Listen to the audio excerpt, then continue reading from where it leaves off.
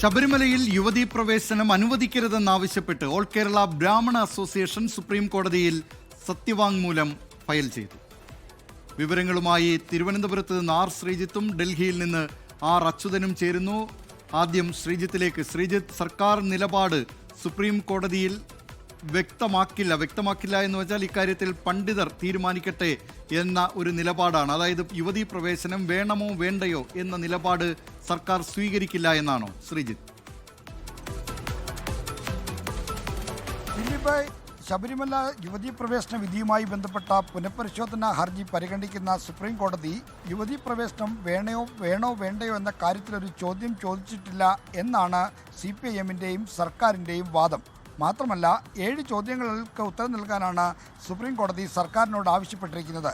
ഈ ചോദ്യങ്ങളിൽ യുവതീ പ്രവേശനം അനുവദിക്കേണ്ടതില്ലേ എന്നീ കാര്യങ്ങൾ ചോദിക്കുന്നില്ല എന്ന് പറയുന്നു. മറ്റു കാര്യങ്ങളാണ് ചോദിക്കുന്നത്. അതുമായി ബന്ധപ്പെട്ട കാര്യങ്ങൾക്കാണ് ഇപ്പോൾ സർക്കാർ നിലപാട് അറിയിക്കുന്നത് എന്നാണ് ഇന്നലെ CPIMൻ്റെ സംസ്ഥാന സെക്രട്ടറിയും ഇന്ന് ദേവസ്വം മന്ത്രി VN വാസവനും അടക്കം പറഞ്ഞത്.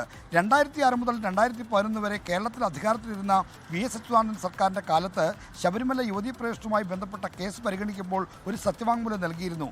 അന്ന് സർക്കാർ എടുത്ത സമീപനം എന്ന് പറഞ്ഞാൽ ഈ ശബരിമല യുവതീ പ്രവേശനം പോലുള്ള വിഷയങ്ങൾ കേവലം ഭരണഘടനാപരമോ നിയമപരമായ വിഷയങ്ങൾ മാത്രമല്ല, അത് വിശ്വാസപരമായ പ്രശ്നം കൂടിയാണ്. അപ്പോൾ വിശ്വാസം ഉൾപ്പെട്ട പ്രശ്നത്തിൽ മതപണ്ഡിതരും സാമൂഹ്യ പരിഷ്കർത്താക്കളും ഒക്കെ ഉൾപ്പെട്ട ഒരു സമിതി ഇതേപ്പറ്റി ചർച്ച ചെയ്തൊരു തീരുമാനമെടുക്കട്ടെ, അതിലൊരു സന്തുലനം വേണം എന്നുള്ള നിലപാടാണ്. അതേ നിലപാട് തന്നെയാണ് ഇപ്പോൾ കോടതിയിൽ അറിയിക്കാൻ പോകുന്നത് എന്നാണ് സർക്കാരും CPIM സംസ്ഥാന സെക്രട്ടറി MV ഗോവിന്ദനും വ്യക്തമാക്കിയത്.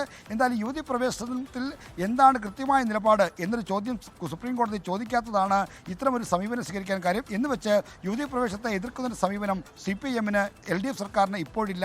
മറിച്ച് ആചാര സംരക്ഷണത്തിന് അനുകൂലമായൊരു സമീപനമാണ്. അതിന് കാരണം 2019 ലോക്സഭാ തെരഞ്ഞെടുപ്പിലുണ്ടായ കനത്ത രാഷ്ട്രീയ തിരിച്ചടിയാണ്. ആ തിരിച്ചടി ആവർത്തിക്കാതിരിക്കാനുള്ള ശ്രദ്ധാപൂർവമുള്ള ഇടപെടലാണ് ഇക്കാര്യത്തിൽ ഇപ്പോൾ സർക്കാർ നടത്തുന്നത്. ദിലീപ്, തിരുവനന്തപുരത്ത് നിന്ന് വിവരങ്ങൾ നൽകിയത് ആർ ശ്രീജിത്ത്. ഇനി ഡൽഹിയിലേക്കാണ്. അവിടെ ആർ അച്യുതൻ. സുപ്രീം കോടതി ഇന്ന് ഉച്ചയ്ക്ക് ശേഷം ഈ കേസ് പരിഗണിക്കാനിരിക്കുകയാണ്. സംസ്ഥാന സർക്കാർ നിലപാട് സുപ്രീം കോടതിയെ അറിയിക്കേണ്ടതുണ്ട്. അതിൻ്റെ വിവരങ്ങളും അതോടൊപ്പം തന്നെ ഓൾ കേരള ബ്രാഹ്മണ അസോസിയേഷനും ഇപ്പോൾ സുപ്രീം കോടതിയെ സമീപിച്ചിരിക്കുന്നു. എന്തൊക്കെയാണ് ഇതിൻ്റെ വിശദാംശങ്ങൾ? അച്യുതൻ. ദിലീപ് കുമാർ, ഇന്ന് ഉച്ചയ്ക്ക് ശേഷം തന്നെ സംസ്ഥാന സർക്കാർ അവരുടെ വാദങ്ങൾ എഴുതി സമർപ്പിക്കും എന്ന് തന്നെയാണ് നമുക്ക് അറിയാൻ കഴിയുന്നത്. ഈ ഭരണഘടനയുമായി ബന്ധപ്പെട്ട 7 വിഷയങ്ങളാണ് ഈ ശബരിമല സ്ത്രീ പ്രവേശനം ഉൾപ്പെടെയുള്ള സമാന വിഷയങ്ങളിൽ കോടതിക്ക് മുൻപിലുള്ളത്. ആ 7 വിഷയങ്ങളിലായിരിക്കും സംസ്ഥാന സർക്കാർ ഒരു വിശദീകരണം നൽകുക. ഒപ്പം തന്നെ ഇതിൽ എന്താണ് നിലവിലെ സംസ്ഥാന സർക്കാരിൻ്റെ നിലപാട് എന്ന കാര്യം കൂടി ഈ വാദം നൽകുന്ന ഘട്ടത്തിൽ അതിനോടൊപ്പം തന്നെ സമർപ്പിക്കും. അതിലേറെ പ്രധാനപ്പെട്ടത് ഇതിനു മുൻപ് സർക്കാർ നൽകിയിരുന്ന സത്യവാങ്മൂലം. അതിൽ പറഞ്ഞിരുന്നത് ശബരിമലയിൽ ആരെയും വിലക്കരുത് എന്നുള്ള ഒരു പരാമർശം അന്ന് സംസ്ഥാന സർക്കാരിൻ്റെ ഈ സത്യവാങ്മൂലത്തിൽ ഉണ്ടായിരുന്നു. അതിലൊരു മയപ്പെടുത്തിക്കൊണ്ട് അല്ലെങ്കിൽ അതിനെ ഒഴിവാക്കിക്കൊണ്ടുള്ള ഒരു നിലപാടായിരിക്കും സംസ്ഥാന സർക്കാർ അറിയിക്കുക എന്നാണ് നമുക്ക് മനസ്സിലാക്കാൻ കഴിയുന്നത്. നിലവിലിപ്പോൾ അഡ്വക്കേറ്റ് ജനറൽ ഗോപാലകൃഷ്ണ കുറുപ്പ് ഉൾപ്പെടെയുള്ളവർ ഡൽഹിയിൽ തുടരുന്നുണ്ട്. അവർ മുതിർന്ന അഭിഭാഷകൻ ജയ്ദീപ് ഗുപ്തയുമായി ചില ചർച്ചകൾ നടത്തി വരുന്നു എന്നുള്ളതാണ് നമുക്ക് മനസ്സിലാക്കാൻ കഴിയുന്നത്. അതിൽ ഈ യുവതികളെ പ്രവേശിപ്പിക്കണമോ വേണ്ടയോ എന്ന നിലപാട് ഒഴിവാക്കിക്കൊണ്ടുള്ള അല്ലെങ്കിൽ അത് പറയാത്ത തരത്തിലുള്ള ഒരു വാദങ്ങൾ എഴുതി സമർപ്പിക്കുകയോ ഒപ്പം നിലപാട് വ്യക്തമാക്കുകയും ആയിരിക്കും സംസ്ഥാന സർക്കാർ നടത്തുക എന്നാണ് നമുക്ക് അറിയുവാൻ കഴിയുന്നത്. മറ്റൊന്ന്, ഇതിലിപ്പോൾ ഓൾ കേരള ബ്രാഹ്മണ അസോസിയേഷൻ കൂടി ഈ യുവതി പ്രവേശനം അനുവദിക്കരുത് എന്നാവശ്യപ്പെട്ടുകൊണ്ട് ഒരു സത്യവാങ്മൂലം ഫയൽ ചെയ്തിട്ടുണ്ട്. പ്രതിഷ്ഠയുടെ പരിശുദ്ധി സംരക്ഷിക്കാനുള്ള ഭക്തരുടെ അവകാശം സംരക്ഷിക്കണം.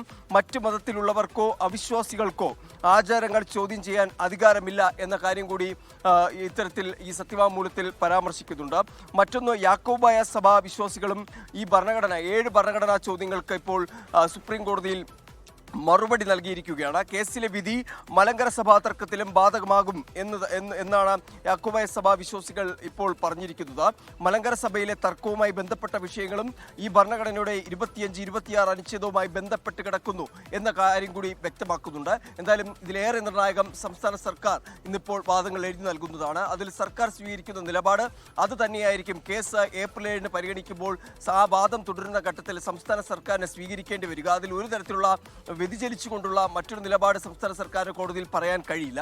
എന്തായാലും തെരഞ്ഞെടുപ്പ് അടുത്ത പശ്ചാത്തലത്തിൽ തന്നെ ഈ വാദം കേൾക്കുന്ന സമയത്ത് സംസ്ഥാന സർക്കാർ ഉന്നയിക്കുന്ന വാദങ്ങളും കോടതികളുടെ നിരീക്ഷണവും ഏറെ സുപ്രധാനപ്പെട്ട നിർണായകമായിട്ടുള്ളതായിരിക്കും. ദിലീപ് കുമാർ, ലോകത്തെവിടെയായാലും ഏത് സമയത്തും 24 വാർത്തകളും ഓഗ്മെന്റഡ് റിയാലിറ്റി പാക്കേജുകളും എക്സ്പ്ലെയിനറുകളും വിശദമായി കാണാൻ ഞങ്ങളുടെ യൂട്യൂബ് ചാനൽ നിങ്ങൾക്ക് സബ്സ്ക്രൈബ് ചെയ്യാം.